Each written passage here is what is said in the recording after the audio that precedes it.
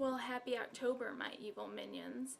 This is Adaptation, where we talk about film adaptations and the original material they're based on. And this month, we are all about the horror.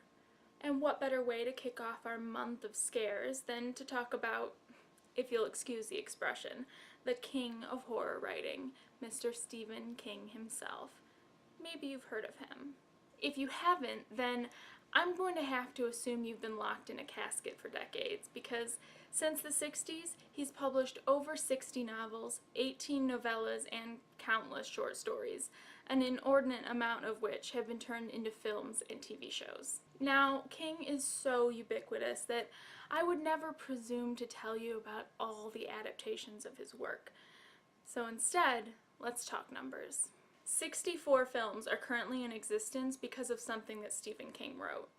I'll admit that that number includes all 7 sequels to Children of the Corn and all 3 versions of Carrie, but it's still rather impressive. 24 TV shows, TV miniseries, or episodes of TV shows exist because of Mr. King. 6 one-off comics, 2 comic series, 7 stage productions plus numerous dramatizations, and 6 songs were inspired by his work. And just as King's bibliography grows steadily every year, so does the list of adaptations of his work. Basically, there's no escape and there's no catching up. Listen, no one is blaming you for being intimidated. But if you're looking for a place to start getting into his work, or just your next venture, I have a few ideas. Since we're all about reading before seeing here at Adaptation, you might want to start with something that's soon to be adapted. Don't get me wrong, I'm sure the visual scares will be phenomenal, but nothing quite compares to that type of fright that creeps up over your right shoulder while you're reading and convinces you that something is watching. So, here are a few suggestions. Depending on how fast you read, it might be a little late for this one, but A Good Marriage, which came out yesterday, October 3rd, is based on the novella about a woman who finds evidence that her husband is a serial killer. And then he finds out that she knows he's a serial killer, and suspense ensues.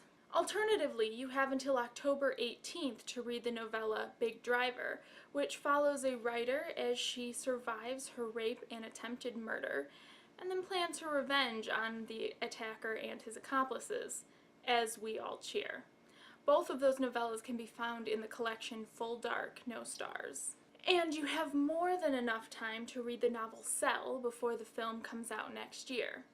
This one involves some serious technophobia, as a signal sent out via cell phone has turned a good chunk of the population into mindless killers. Beyond that, there is a host of adaptations that are starting the suspense a little early and making us wait for premiere dates. The Things They Left Behind is a short story, soon-to-be-turned TV show, whose main character skipped work at the World Trade Center on 9/11, and now a year later, his dead co-workers' belongings start showing up in his apartment.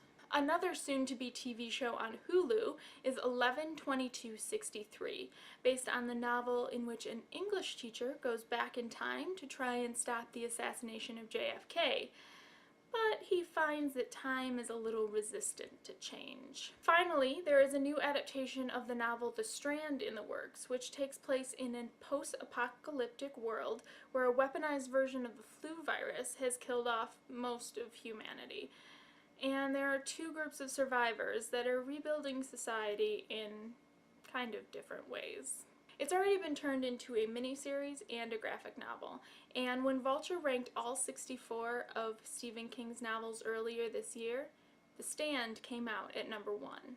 In fact, I'm going to link you to that article in the description, because if nothing above has struck your fancy, that's a good place to find something that might. Of course, you could always just fall back on the classics. Cujo, Christine, Carrie, other things that don't begin with a C, Pet Sematary, The Shining, Misery. But I urge you not to forget about short stories and novellas, especially if you don't have time for novel-length suspense. I've already mentioned the collection Full Dark, No Stars, and there's also Different Seasons, which has the novellas for Shawshank Redemption and Stand By Me in it, and a bunch of other collections. I know I haven't even touched on 1/10 of King's work, but hopefully you have some more ideas for October reading now. Let us know in the comments what your favorite Stephen King novel or story is, or alternatively, what you'll be picking up this month. Please hit subscribe for more in our month of horror, and check out our podcast on iTunes for more in-depth adaptation discussion. Until next time, don't look behind you.